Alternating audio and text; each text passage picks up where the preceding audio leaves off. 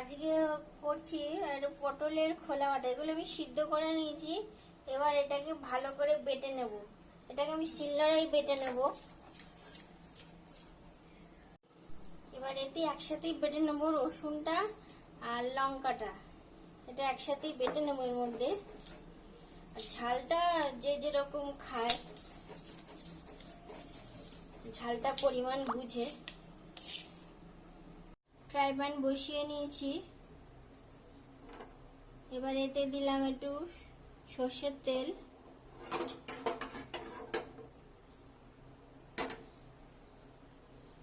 এবার তেলটা গরম হয়ে গেছে, এতে দেবো একটু কালো জিরে।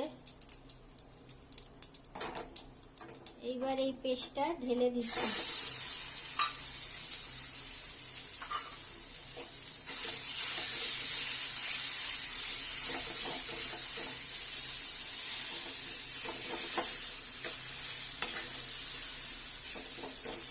এটা একটু হবে যতক্ষণ জলটা না শুকোয়।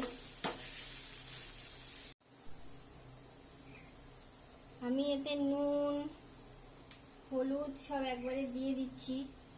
নুন হলুদ সব একবারে দিয়ে দিলাম।